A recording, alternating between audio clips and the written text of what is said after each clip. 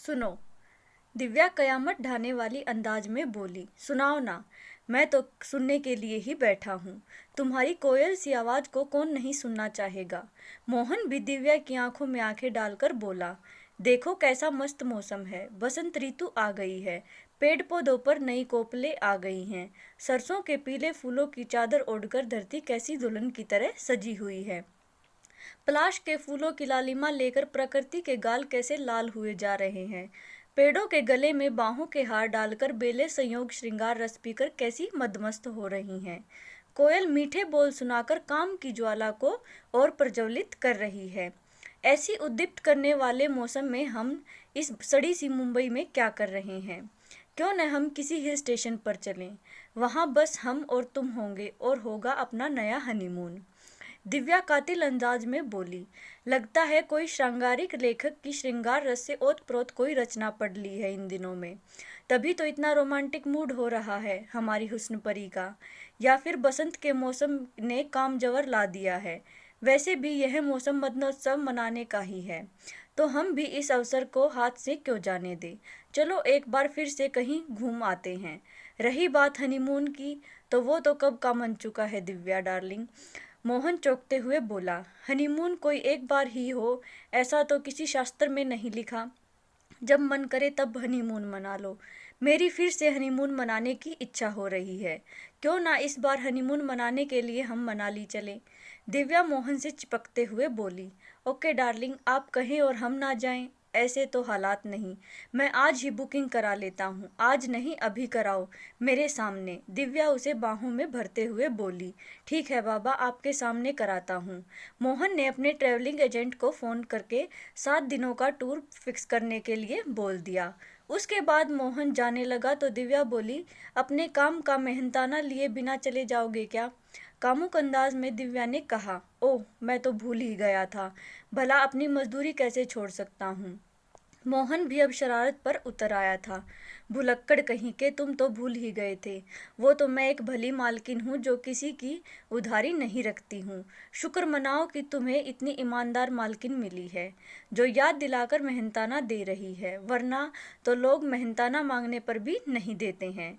और दिव्या हंसते हुए मोहन के ऊपर चढ़ गई। शाम को डिनर के समय मोहन ने माँ, बहन और जीजाजी को बता दिया था कि वे 7 दिन मनाली जा रहे हैं। वे भी चाहे तो कहीं का टूर बना ले, पर माँ ने मना कर दिया। मनाली पहुंचकर दिव्या और मोहन रंगरलियों में मस्त हो गए। दिव्या और मोहन की शादी को अभी 6 महीने ही हुए थे, इसलिए दिव्या नई नवेली दुल्हन की तरह सज संवर कर यहाँ आई थी हनीमून के लिए। वह व्यवहार भी एक चुलबुली दुल्हन की तरह ही कर रही थी। तो कल कहाँ चल रहे हैं हम। दिव्या ने मोहन से कहा। रोहतांग के पास चलें। नहीं, मेरा मन ट्रैकिंग कर रहा है।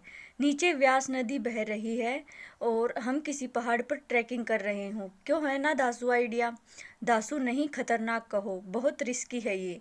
मोहन ने गंभीरता से कहा। खतरों से खेलना ही तो जिंदगी है, और वो कहावत है ना कि जो डर गया वो मर गया। तो क्या इरादा है जनाब का। दिव्या ने अपनी बाहों के हार मोहन के गले में डाल दिए और आंखों में आंखें डालकर पूछा। इस अदा पे कौन है जो कुर्बान ना हो जाए। हमें तो डूबना ही है दिव्या डार्लिंग, या तो व्यास नदी में डूबेंगे, और अगर वहां से बच गए तो फिर आपकी आंखों में डूबेंगे, पर अपना तो डूबना तय है। मोहन भी फुल मस्ती में आ गया था। तो फिर कल पहले ट्रैकिंग फिर आंखों में डूबिंग। दिव्या उसे छेड़ते हुए बोली। ट्रैकिंग के बाद भी आंखों में ही डूबेंगे क्या। मोहन के अधरों से पे कुटिल मुस्कान थी। अच्छा बाबा, जहाँ डूबना चाहो वहाँ डूब जाना। अब तो खुश, पहले ट्रैकिंग तो कर लें। दिव्या का कामुक अंदाज गजब का था। मोहन इसी अंदाज पर तो फिदा हुआ था। अगले दिन दोनों व्यास नदी के किनारे आ गए और वहां से पहाड़ी पर ट्रैकिंग करने लगे। बड़ा खतरनाक मामला था। जरा सा पैर फिसला तो सीधे नीचे व्यास नदी में जाकर रुकना था। पानी भी बर्फ जैसा। जिंदा बचने का सवाल ही नहीं था। दिव्या बीच बीच में उसे छेड़ रही थी और उसका ध्यान भटका रही थी। दिव्या की छेड़खानी और ध्यान भटकाने वाली कार्रवाई के कारण वही हुआ जो दिव्या चाहती थी। मोहन का पैर फिसला और वह धड़ाम से व्यास नदी में जाकर गिरा। पर हकीकत तो यह थी कि दिव्या ने उसे जानबूझकर नीचे गिराया था। गिरने के बाद मोहन का पता ही नहीं लगा। नदी किनारे पर दिव्या आई और चिल्लाई तो लोग इकट्ठे हो गए। दिव्या ने कहा कि उसके पति को ट्रैकिंग का बहुत शौक था, वे यहाँ हनीमून मनाने आए थे। दिव्या ने मोहन को ट्रैकिंग करने से मना भी किया, मगर मोहन नहीं माना और उसका पैर फिसल गया, जिससे यह हादसा हो गया। पुलिस आई, उसने गोताखोर बुलवाए, मगर मोहन की लाश को ढूंढ नहीं पाए। दिव्या ने इस हादसे की खबर रोते रोते मोहन की मां को फोन पर सुनाई, तो सब लोग अचंभित हो गए और दौड़े दौड़े मनाली आ गए। पुलिस ने और मोहन के घर वालों ने मोहन को ढूंढने की बहुत कोशिश की, मगर वे लोग मोहन को ढूंढ नहीं सके। एक दिन अखबार में समाचार छपा कि मनाली से कोई 200 किलोमीटर दूर व्यास नदी से एक लाश मिली है। तब ये सब लोग वहां गए और उस लाश की शिनाख्त की तो वह लाश मोहन की ही थी। उसे लेकर सब लोग मुंबई आ गए और उसका अंतिम संस्कार कर दिया। मोहन की कंपनी का करोड़ों का कारोबार था। मोहन के 12वें के दिन मोहन की मां ने घोषणा कर दी कि अब मोहन का कारोबार मोहन के जीजाजी आलोक संभालेंगे। इस बात पर दिव्या बिगड़ गई और कहने लगी, कंपनी मोहन की थी और चूंकि वह उसकी पत्नी है इसलिए उस पर केवल और केवल उसका अधिकार है और किसी का नहीं। मोहन मेरा बेटा था, जो मैं कहूंगी वो होगा, क्योंकि मैं उसकी माँ हूँ। माँ ने रोब झाड़ना चाहा।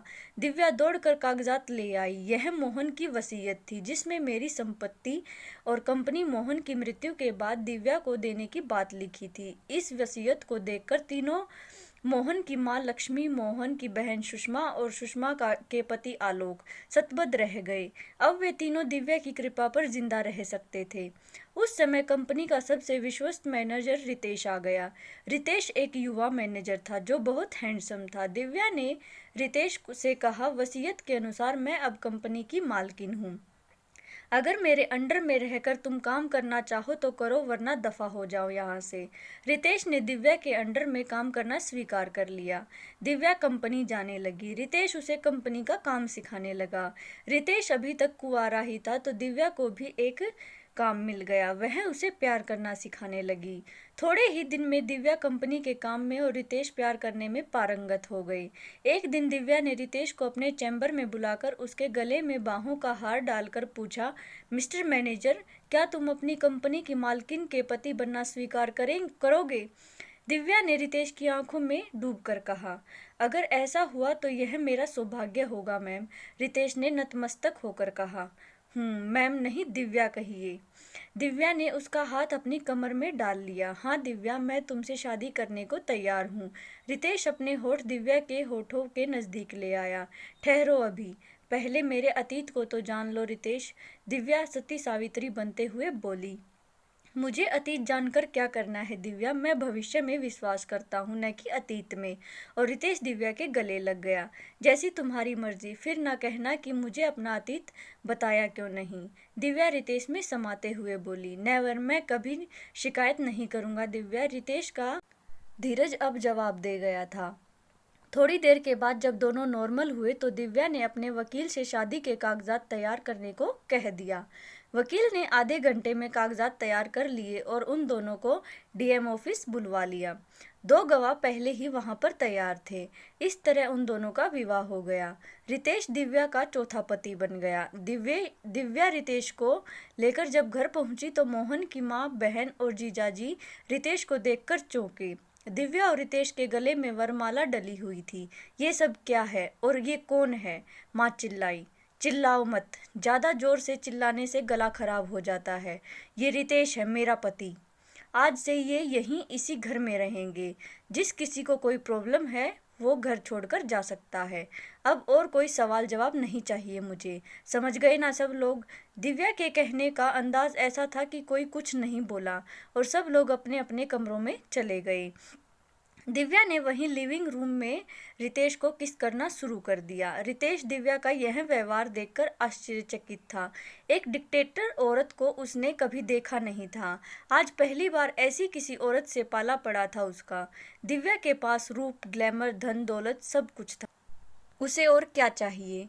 इसलिए तो उसने दिव्या से विवाह किया था और उसका बोल्ड, बिंदास, ओपन माइंड व्यवहार भी उसे बहुत पसंद आया था। दिव्या ने फ्लावर डेकोरेशन वालों को बुलवाकर अपना कमरा शानदार तरीके से सजवाया था। सुहागरात आखिर सुहागरात होती है। वह चाहे चौथी ही क्यों ना हो। और रितेश की तो ये पहली सुहागरात थी, उसे इस सुहागरात का पूरा आनंद देना चाहिए या नहीं। माना कि सब कुछ दिव्या की मर्जी से हो रहा था और आगे भी उसी की मर्जी चलेगी, पर रितेश की पहली सुहागरात तो शानदार होनी चाहिए ना। फिर दिव्या तो बहुत दिलदार औरत है, इस नेक काम का में भला कंजूसी क्या बरतना। रितेश तो जैसे जन्नत की सैर पर था। अगली सुबह जब दिव्या जगी तो उसने सुषमा से आदेशात्मक अंदाज में कहा, जाओ मेरे लिए एक कप चाय बना कर ले आओ। माई फुट, मैं कोई नौकरानी नहीं हूँ। सुषमा बिफर पड़ी। Get out from my house, Divya चिल्लाकर बोली। अगर इस घर में रहना है तो मेरे हिसाब से रहना होगा, वरना फुटो यहाँ से। दिव्या का चेहरा तमतमा रहा था। रितेश दिव्या का रौद्र रूप देखकर कांप गया। सुषमा, जाओ और भाभी के लिए चाय बना कर ले आओ। सुषमा के पति आलोक ने सुषमा को डांटते हुए कहा। आप भी उसी की साइड ले रहे हैं। सुषमा आश्चर्य से आलोक को देखकर बोली। शट अप, आगे से ध्यान रखना, भाभी को कोई शिकायत नहीं होनी चाहिए, समझी। सुषमा रोते हुए अपने कमरे में चली गई। आप क्या देख रही हैं माँ जी? अगर सुषमा चाय नहीं बना रही तो आप बनाइए। मैं पहले ही कह चुकी हूँ कि मुझे ना सुनना पसंद नहीं है, इसलिए बुढ़िया इस घर में रहना है तो मेरा कहना मानना होगा, नहीं तो अपना बोरिया बिस्तर ले जाओ। दिव्या गाली गलौज पर उतर आई थी। रितेश को दिव्या का यह व्यवहार पसंद नहीं आया, मगर वह देख चुका था कि दिव्या कितनी बदतमीज औरत है। लक्ष्मी चाय लेकर आई और दिव्या ने मुस्कुरा कर चाय ले ली। ऐसे ही रहोगी तो सुखी रहोगी, दिव्या माँ जी से बोली। लक्ष्मी कुछ नहीं बोली। दिव्या तैयार होने के लिए बाथरूम चली गई। आलोक ने पलटी मार ली थी। उसने देख लिया था कि दिव्या से पंगा लेने में कोई फायदा नहीं है। उसने सुषमा को भी खूब समझाया कि जब तक उसके पास कोई काम नहीं है तब तक दिव्या की बातें उसे माननी होंगी और कोई विकल्प नहीं है। सुषमा बेचारी क्या करती? जब पति निकम्मा होता है तब पत्नी को पीहर में अपमानित होना पड़ता है। यह बात सुषमा को अच्छी तरह समझ में आ गई थी। आलोक अब दिव्या की चापलूसी करने लग गया था। 2-4 दिन गुजरने के बाद दिव्या ने महसूस किया कि आलोक की नज़रें उस पर हैं। दिव्या तो जवां मर्दों की बहुत बड़ी कदरदान थी। उसे तो एक जवां मर्द और मिल रहा था उपभोग के लिए। वह मन ही मन खुश हुई। उसने आलोक का मुस्कुराकर स्वागत किया। आलोक दिव्या के जाल में फंस गया। दिव्या ने उसे कातिल नजरों से देखा तो आलोक ने उसे बाहों में भर लिया। इतने में दिव्या ने शोर मचा दिया और आलोक को 2 चांटे मारकर कहने लगी, इतने नीच निकलोगे आलोक, ये मुझे अंदेशा नहीं था। तुम्हारी हिम्मत कैसे हुई मुझे छूने की?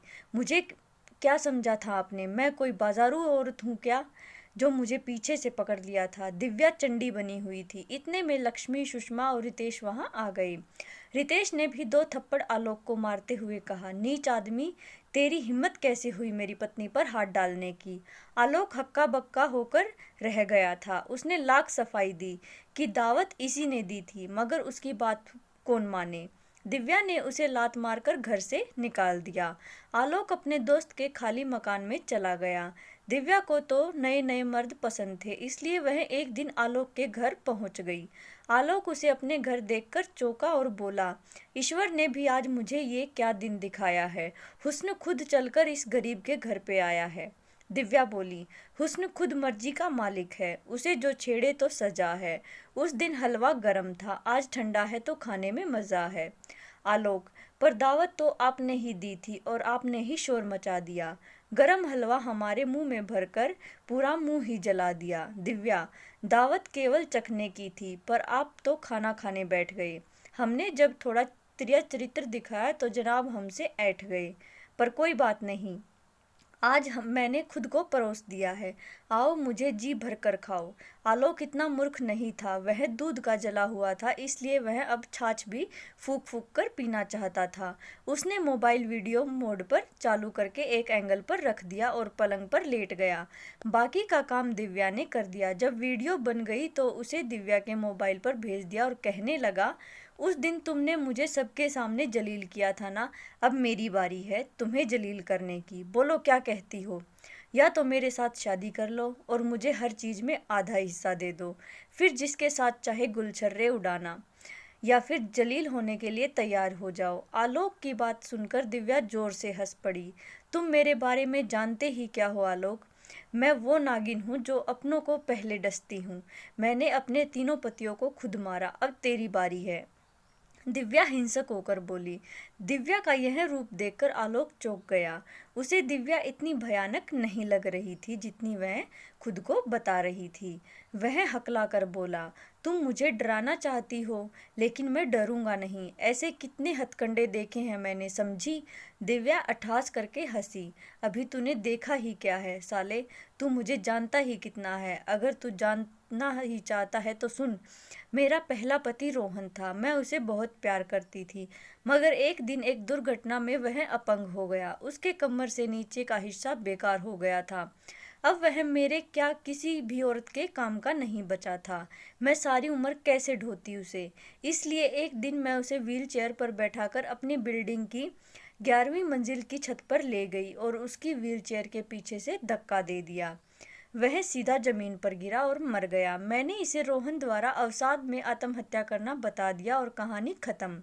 मेरा दूसरा पति सुमित था। वह मुझसे कुछ ज्यादा ही प्यार करता था। तुम ये जानते ही होगे कि मैं एक मर्दखोर औरत हूँ। मुझे नए नए मर्दों से संबंध बनाना अच्छा लगता है। एक दिन सुमित कहीं गया हुआ था तो मैंने पीछे से एक लड़के को बुला लिया। अचानक सुमित आ गया और उसने हमें संबंध बनाते देख लिया। मजबूरी में मुझे सुमित को मारना पड़ा और हमने उसकी लाश रेलवे ट्रैक पर रख दी। उसके चिथड़े उड़ गए। वह भी आत्महत्या घोषित कर दी गई। उन दोनों से वसीयत पहले ही लिखवा ली थी, इसलिए दोनों की संपत्ति बेचकर मेरे पास खूब बैंक बैलेंस हो गया। तब मेरे संपर्क में मोहन आया। भगवान ने मुझे हुस्न तो गजब का दिया ही है, दिमाग भी शातिर दिया है।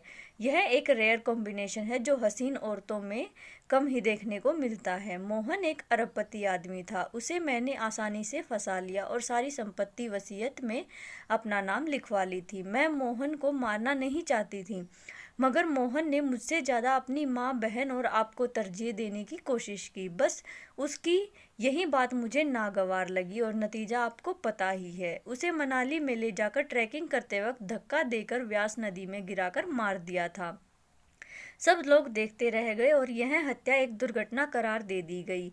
इसके बाद तुम सब लोगों की हैसियत नौकरों जैसी हो गई। अब तुम मेरे से पंगा ले रहे हो तो अब तुमको भी मारना मेरी मजबूरी हो गई है। मैंने तुमको अपने अपराध इसलिए तो बताए हैं कि अब तुम ऊपर जाकर मोहन को मेरे बारे में असलियत बता सको। अब तुम असलियत बताओ या ना बताओ, तुम्हारी मर्जी। मैंने तो सब कुछ सच सच बता दिया है। दिव्या एक तेज धार वाला चाकू ले आई और उसने आलोक की कलाई की सारी नसें काट दी और उसका मोबाइल लेकर उसे एक कमरे में बंद कर वहां से आ गई। अगले दिन उनके घर पुलिस आई तो उसने आलोक द्वारा आत्महत्या करने की बात बताई। दिव्या ने तुरंत कहा आत्महत्या ही की होगी, क्योंकि उसने एक दिन मेरे साथ जबरदस्ती करने की कोशिश की थी। जब मैंने शोर मचाया तो सब लोग आ गए। इससे आलोक बहुत शर्मिंदा हुआ था। शर्म के मारे उसने आत्महत्या कर ली होगी। आलोक की हत्या का केस आत्महत्या मानकर बंद हो गया। अब तो दिव्या का सिक्का जम गया था। उसकी इच्छा के बिना घर में पत्ता भी नहीं हिलता था। उसकी तानाशाही खूब चल रही थी। एक दिन जब रितेश उसके बेडरूम में आया तब वह वार्डरोब में कुछ देख रही थी। जैसे ही रितेश आया वैसे ही दिव्या ने वार्डरोब बंद कर दिया। क्या देख रही थी वार्डरोब में? रितेश ने पूछा। कुछ नहीं। दिव्या एकदम से अचकचा गई। कुछ तो देख रही थी तुम, मुझसे क्या छुपाना? तुमसे क्यों छुपाऊंगी मैं? दिव्या झूठी हंसी हंसते हुए बोली। तो फिर दिखाओ ना क्या छुपा रखा है इस वार्डरोब में। रितेश के प्रश्न बढ़ते ही जा रहे थे। अरे हम औरतों की बहुत सारी प्राइवेट चीजें होती हैं, तुमको उनसे क्या मतलब है? बस वही है इसमें। दिव्या वार्डरोब के सामने डटकर खड़ी हो गई, जिससे रितेश उसे खोल न सके। अच्छा बाबा मत दिखाओ, अब खुश। रितेश ने हथियार डाल दिए। दिव्या ने चैन की सांस ली। धीरे धीरे मोहन की माँ लक्ष्मी और उसकी बहन सुषमा पर दिव्या के अत्याचार बढ़ते गए। उनको दाने दाने का मोहताज कर दिया था।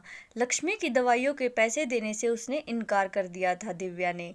इन सब को देखकर रितेश के मन में लक्ष्मी और सुषमा के प्रति प्रेम उमड़ आया। उसने चुपके से सुषमा और लक्ष्मी की दवाई और अन्य खर्च के लिए 10,000 रुपये दे दिए। इससे उसे आत्मिक संतोष हुआ। उसने दोनों से कह दिया कि इन 10,000 रुपये के बारे में दिव्या को ना बताए। उसने आगे भी मदद करने का आश्वासन दिया था। दिव्या ये सब माजरा छुपकर देख रही थी। उसे रितेश पर बहुत गुस्सा आ रहा था। लगता है कि रितेश के दिन पूरे हो गए हैं, दिव्या मन ही मन बड़बड़ाई। पर उसने रितेश से काम लेने की सोची। कंपनी बड़ी तेज गति से बढ़ रही थी। रितेश की मेहनत रंग ला रही थी। कंपनी को और बढ़िया कर्मचारियों की जरूरत थी। रितेश अब कंपनी का वाइस प्रेसिडेंट बन गया था। अब कंपनी को एक सीईओ की आवश्यकता थी। रितेश ने अपने एक परिचित किशोर को कंपनी का सीईओ नियुक्त कर दिया। किशोर को रितेश ने दिव्या से मिलवाया। ये है कंपनी की प्रबंध संचालिका दिव्या जी, और ये कंपनी के नए सीईओ मिस्टर किशोर हैं। आज ही ज्वाइन किए हैं। किशोर नाम के अनुरूप किशोर ही था। हरफन मोला, सुंदर और बलिष्ठ। किशोर को देखकर दिव्या की भूख जाग गई। आज एक नई डिश जो आई थी, जिसे देखकर दिव्या की लार टपकने लगी थी। मन ललचाने लगा था दिव्या का। उसने प्लान बना लिया था कि आज तो डिनर किशोर का ही किशोर के घर करना है। अपनी योजना के अनुसार दिव्या ने रितेश को घर जाने के लिए कह दिया और यह भी कहा कि आज ऑफिस में उसे थोड़ा टाइम लगेगा, इसलिए वह खाना खाकर सो जाए। रितेश आज्ञाकारी बच्चे की तरह घर आकर खाना खाकर सो गया। उधर दिव्या किशोर के घर चली गई और उसने डिनर में किशोर को ही निगल लिया। किशोर को दिव्या का यह व्यवहार बड़ा आश्चर्यजनक लगा था, लेकिन मर्दों की आदत होती है कि वे कभी ना नहीं कहते। फिर जब एक हुस्न परी उसे दावत दे रही हो तो वे नामर्द कैसे बन सकते हैं। मर्दानगी का प्रदर्शन करना पुरुषों का बड़ा शगल है।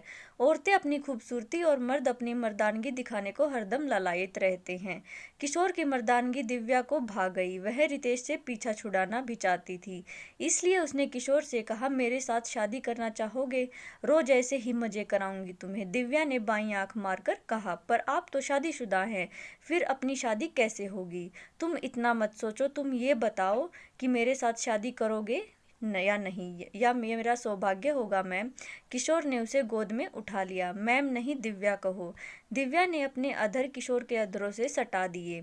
दिव्या किशोर की सांसें दिव्या के चेहरे टकराने लगे। किशोर, एक बार और प्यार की बारिश करो ना, आज रात मैं तुम्हें सोने नहीं दूंगी। वह मुस्कुरा दी। आज की इस बेशकीमती रात को सोना कौन चाहेगा दिव्या? अगर सामने हुस्न बाहें फैलाकर बैठा हो तो किस मर्द को नींद आएगी भला? किशोर कामावेश में उन्मत्त हो चला था। उन दोनों के लिए वह रात अविस्मरणीय बन गई। सुबह दिव्या अपने घर आकर सो गई और दिन भर सोती रही। जब वह जागी तो अपनी 5वीं शादी की तैयारी करने लगी। 5वीं शादी में सबसे बड़ी बाधा उसका चौथा पति रितेश ही था। उसके मरने के बाद ही शादी हो सकती थी। अब रितेश को मरना पड़ेगा, क्योंकि दिव्या ने ऐसा सोच लिया था। दिव्या कुछ सोचे और ऐसा ना हो, यह संभव नहीं था।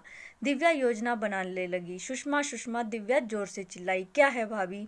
दिव्या ने सुषमा बुरी तरह डरने लगी थी। अब और कोई सहारा भी नहीं था उन दोनों का। आज खाने में क्या बनाओगी? जो आप कहें भाभी, वह डरते डरते बोली। रितेश को छोले भटूरे बहुत पसंद हैं, वही बना देना। और यह कहकर वह अपने कमरे में चली गई। सुषमा छोले भटूरे बनाने लग गई। दिव्या बन सवर कर जब लिविंग रूम में आई तब तक छोले बन चुके थे और भटूरे बनने बाकी थे। सुषमा, दिव्या ने जोर से आवाज दी। जी भाभी। सुषमा दौड़ी दौड़ी आई। मेरी अलमारी से क्लिचर ला देना, ये बाल उड़ रहे हैं, खाने में आ सकते हैं। जी भाभी। सुषमा क्लिचर लाने चली गई। दिव्या छोले देखने के बहाने किचन में चली गई। मिला क्या? दिव्या जोर से चिल्लाई। ढूंढ तो रही हूँ भाभी, डरते डरते सुषमा बोली। एक छोटा सा काम नहीं होता है आपसे, रहने दो, मैं ढूंढ कर लगा लूंगी। आप तो खाना बना लो, रितेश को सर्व कर दो। फिर वह रितेश को आवाज देने लगी। रितेश, खाना खा लो। अभी आया। रितेश फटाफट आकर डाइनिंग टेबल पर बैठ गया। सुषमा ने छोले भटूरे लगा दिए और रितेश बड़े प्रेम से खाने लगा। खाना खाते खाते अचानक रितेश कुर्सी से गिर पड़ा और गला पकड़कर बैठ गया। वह दर्द के मारे कराहने लगा। अरे क्या हुआ बेटा? लक्ष्मी तड़प उठी। क्या हुआ भैया? सुषमा बोली। लगता है तुमने रितेश को के खाने में जहर मिलाया है। दिव्या गरज उठी। ये क्या बकवास कर रही हो तुम? इन्हें पहले अस्पताल ले जाओ, ये बातें बाद में कर लेना। ये अस्पताल बाद में जाएंगे, पहले तुम दोनों माँ बेटी जेल जाओगी। दिव्या फुफकार कर उठी। मेरे पति को जहर दिया है तुमने? हमने कुछ नहीं किया है। हम पर मिथ्या दोष मंड रही हो तुम।